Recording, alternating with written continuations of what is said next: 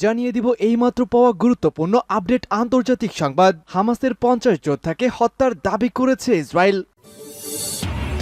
এদিকে প্রচুর সেনা হারাচ্ছে ইউক্রেন, লাশ উদ্ধারও কঠিন হয়ে পড়ছে।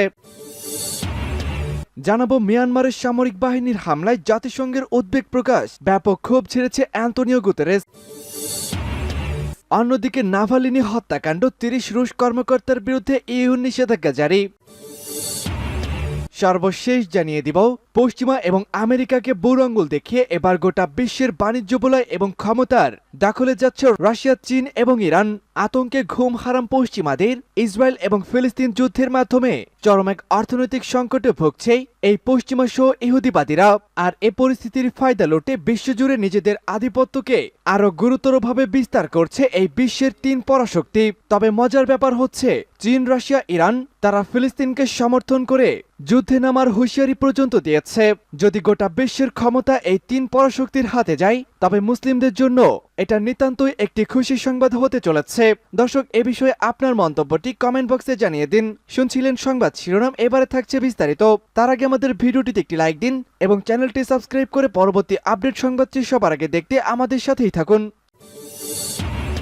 হামাসের 50 যোদ্ধাকে হত্যার দাবি ইসরায়েলের। ফিলিস্তিনের অবরুদ্ধ গাজা উপত্যকার শিফা হাসপাতালে ইসরায়েলি সেনাদের অভিযানে হামাসের 50 জনেরও বেশি যোদ্ধাকে হত্যা করেছে ইসরায়েল। মঙ্গলবার এমন দাবি করেছে ইসরায়েলের ডিফেন্স ফোর্স। সোমবার সকালে সেখানে হামলা শুরু করেছিল তারা। এই অভিযান এখনো চলছে। ইসরায়েলি সংবাদ মাধ্যম দ্য টাইমস অফ ইসরায়েল এই খবর জানিয়েছে। আইডিএফ বলেছে অভিযানে এ পর্যন্ত প্রায় 180 জন সন্দেহভাজনকে আটক করা হয়েছে। তবে সোমবার 200 জন সন্দেহভাজনকে আটক করার কথা জানিয়েছিল তারা। আটককৃতদের মধ্যে থেকে কয়েকজনকে ছেড়ে দেওয়া হয়েছে বলে ধারণা করা হচ্ছে। এদিকে মধ্য গাজায় সোমবার বেশ কয়েকজন হামাস সদস্যকে হত্যার করা দাবি করেছে ইসরায়েলের সেনারা। আইডিএফ বলেছে একটি ঘটনায় সেনারা এক বন্দুকধারীকে তাদের দিকে গুলি ছুড়তে দেখে। তখনই ওই বন্দুকধারীর দিকে ইসরায়েলি সেনারা পাল্টা গুলি ছুড়লে সে নিহত হয়। গাজা উপত্যকায় সম্প্রতি কয়েকটি হামলার ফুটেজও প্রকাশ করেছে আইডিএফ। প্রচুর সেনা হারাচ্ছে ইউক্রেন, লাশ উদ্ধারও কঠিন হয়ে পড়েছে।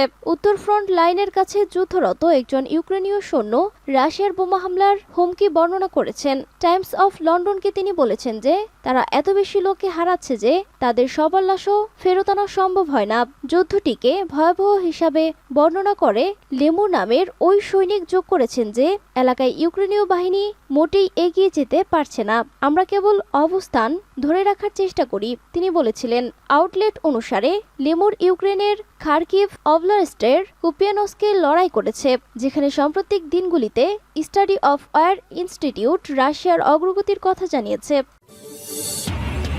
মিয়ানমারের সামরিক বাহিনীর হামলায় জাতিসংঘের উদ্বেগ। মিয়ানমারের রাখাইন রাজ্যের গ্রামগুলোতে অনবরত বিমান হামলায় হতাহতের ঘটনায় গভীর শোক ও উদ্বেগ প্রকাশ করেছেন জাতিসংঘের মহাসচিব অ্যান্তোনিও গুতেরেস। সোমবার জাতিসংঘের ডেপুটি মুখপাত্র ফারহান হক এক সংবাদ বিজ্ঞপ্তিতে তথ্য জানান। ফারহান হক বলেন, সামরিক বাহিনীর চলমান বিমান হামলায় মিনোভিয়া টাউনশিপে অনেক বেসামরিক লোক হতাহতের খবর পাওয়া গেছে। রাখাইন রাজ্য এই সংঘাতের বিস্তৃতি সেখানকার বাস্তুচ্যুতিকে বাড়িয়ে তুলেছে, যা আগের দুর্বলতা ও বৈষম্যকে আরও উস্কে দিচ্ছে। বিদ্যমান সাম্প্রদায়িক উত্তেজনা ঠেকাতে সব পক্ষকে শান্ত থাকার আহ্বান জানান জাতিসংঘের মহাসচিব। হামলায় আক্রান্ত মিনবিয়া শহরটি ওই রাজ্যের রাজধানী সিও এর পূর্বে অবস্থিত। সেটা সাম্প্রতিক সপ্তাহগুলোতে মায়ানমার আরাকান আর্মি যোদ্ধাদের মাধ্যমে বিচ্ছিন্ন হয়ে পড়ে। নাম প্রকাশে অনিচ্ছুক এক প্রত্যক্ষদর্শী জানান, সোমবার ভোরে মিনবিয়া শহর থেকে প্রায় 5 কিলোমিটার উত্তরে রোহিঙ্গা অধ্যুষিত থারদার নামক গ্রামে বিমান হামলা হয়। এতে 10 জন পুরুষ, 4 জন মহিলা এবং 10 জন শিশু নিহত হয়। তিনি বলেন, আমাদের গ্রামে কোনো যুদ্ধ হয়নি, তারাই আমাদের ওপর বোমা নিক্ষেপ করেছে। আরেক প্রত্যক্ষদর্শী জানান, এ হামলায় নিহত হয়েছে 23 জন এবং আহত 18 জন। ঘটনার পর থেকে মোবাইল নেটওয়ার্ক এবং অন্য অঞ্চলের সঙ্গে যোগাযোগ বিচ্ছিন্ন হয়ে গেছে। এদিকে গত নভেম্বর মাসে আরাকান আর্মি দেশটির নিরাপত্তা বাহিনীকে আক্রমণ করার পর থেকে পশ্চিমাঞ্চলীয় রাজ্য সংঘর্ষ চলে আসছে। প্রসঙ্গত, মিয়ানমারে 2017 সালে সেনাবাহিনীর দমনপীড়নে প্রায় 10 লাখ মুসলিম রোহিঙ্গা প্রতিবেশী বাংলাদেশের সীমান্তবর্তী জেলা কক্সবাজারে আশ্রয় নেয়। দেশটির সামরিক শাসকরা রোহিঙ্গাদের অনুপ্রবেশকারী মনে করেন এবং তাদের নাগরিকত্ব স্বীকার করে আসছেন। নাভালনির হত্যা, 30 রুশ কর্মকর্তার বিরুদ্ধে ইইউর নিষেধাজ্ঞা। ইউরোপীয় ইউনিয়নের পররাষ্ট্র মন্ত্রীদের বৈঠক অনুষ্ঠিত হয়েছে।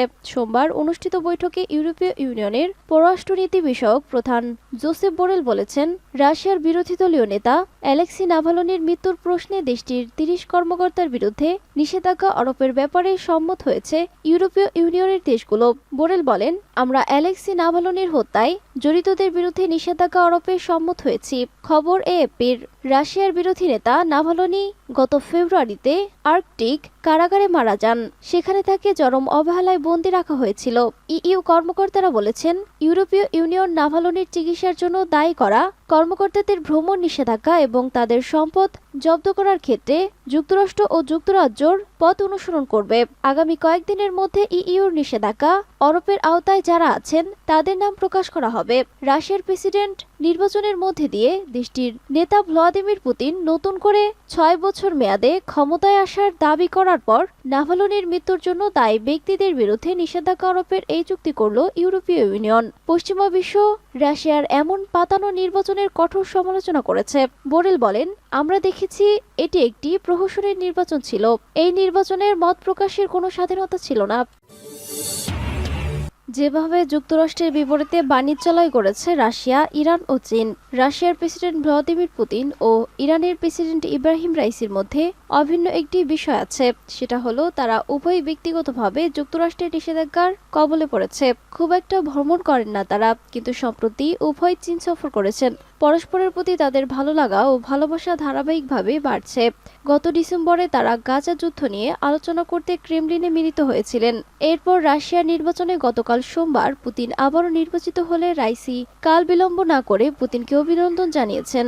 ইতিহাসের দিকে তাকালেও দেখা যায় রাশিয়া, ইরান ও চীনের মধ্যে তেমন একটা বন্ধুত্ব ছিল না। ভেতরে ভেতরে এরা সাম্রাজ্যবাদী। প্রায় এমন হতো যে এরা পরস্পরের প্রতিবেশী দেশগুলোর হস্তক্ষেপ করত এবং এশিয়ার বাণিজ্য পথের নিয়ন্ত্রণ নিয়ে ধাক্কাধাক্কি করত। কিন্তু সম্প্রতি যুক্তরাষ্ট্রের আচরণ ও কর্মকাণ্ডে সবকিছু বদলে গেছে। দ্য ইকোনমিস্ট জানিয়েছেন, বারাক ওবামার জমানায় যুক্তরাষ্ট্র ইরানের সঙ্গে পারমাণবিক কর্মসূচি সীমিতকরণ সংক্রান্ত চুক্তি করেছিল, কিন্তু ডোনাল্ড ট্রাম্প 2018 সালে সেই চুক্তি থেকে বেরিয়ে যান। এর 2 বছর পর জো বাইডেন আবারও নিষেধাজ্ঞা আরোপ করেন। এরপর চলতি বছরের জানুয়ারিতে ফিলিস্তিনে হামাস ও ইয়েমেনের হুতি বিদ্রোহীদের সমর্থনের জন্য ইরানের বিরুদ্ধে আরও শাস্তিমূলক ব্যবস্থা নেয় যুক্তরাষ্ট্র।